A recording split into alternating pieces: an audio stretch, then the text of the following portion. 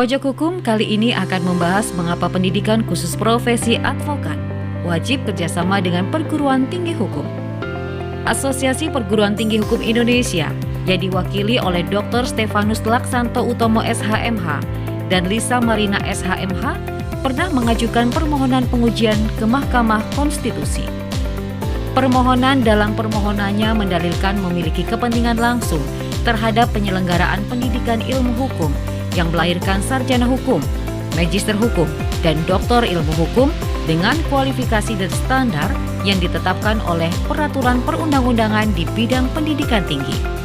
Pimpinan Pusat Asosiasi Pimpinan Perguruan Tinggi Hukum Indonesia mengajukan permohonan judicial review Undang-Undang Advokat kepada Mahkamah Konstitusi terkait dengan pengaturan PKPA sebagaimana diatur dalam Pasal 2 Ayat 1 Undang-Undang Advokat yang menyatakan yang dapat diangkat sebagai advokat adalah sarjana yang berlatar belakang pendidikan tinggi hukum dan setelah mengikuti pendidikan khusus profesi advokat yang dilaksanakan oleh organisasi advokat.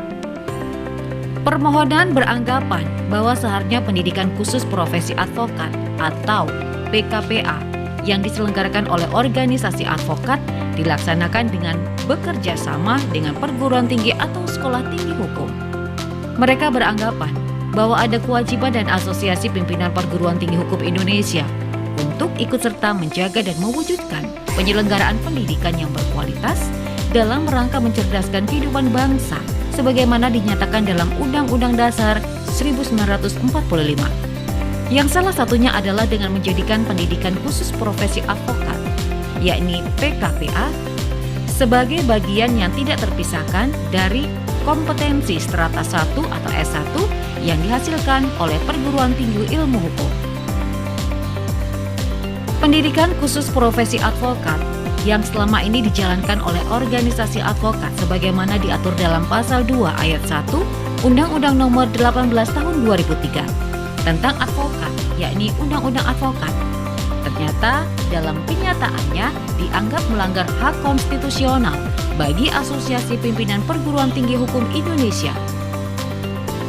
Lalu Mahkamah Konstitusi melalui putusan 95/PUU Romawi 14 tahun 2016 tertanggal 23 Mei 2017 memberikan solusi untuk menjawab permasalahan hak konstitusional PKPA tersebut dengan menyatakan Pasal 2 Ayat 1 Undang-Undang Advokat bertentangan dengan Undang-Undang Dasar 1945.